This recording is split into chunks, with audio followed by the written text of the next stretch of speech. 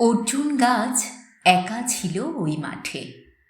আর্যপুরুষ, আভিজাত্যের দম্ভ, নতজানু হলো সব গাছ তার কাছে। এইটুকু শুধু কাহিনীর শুভারম্ভ।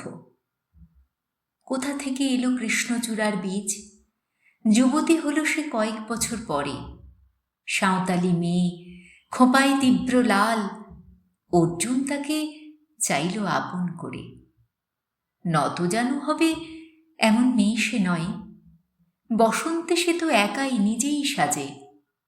আর্যপুরুষে আসক্তি নেই তার, ব্যস্ত আছে সে ফুল ফোটানোর কাজে। খোঁপা থেকে খসে গত রাত্রির ফুল, ঝিরঝিরে পাতা পোশাক বুনেছে তার।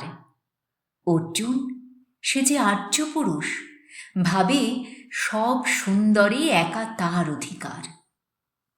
অর্জুন গাছ চেয়ে দেখে দূর থেকে, কৃষ্ণচূড়ার হৃদয়ে ঝরছে রোজ। রূপ দেখে তার ধাঁধায় দুখানি চোখ, ভাবে কবে পাবে ওই হৃদয়ের খোঁজ। কাহিনী এবার শেষ করি তাড়াতাড়ি। কৃষ্ণচূড়ার জেদখানি বড় বেশি। অভিমান সেও বিকবে না কারো কাছে, বরঞ্চ হবে বন্ধু বা প্রতিবেশী। যদিও কাহিনী এমন সহজ নয়, অর্জুনে শুধু বাকল ঝরেছে ঝরে। সাঁওতালি মেয়ে রক্ত ঝরাতে জানে, আর্যপুরুষ হার মানে অন্তরে। পরের জন্মে অর্জুন গাছ হয়ে কৃষ্ণচূড়াকে বন্ধুর মতো দেখো। আমাকে চিনতে ভুল করো না হে রিজু।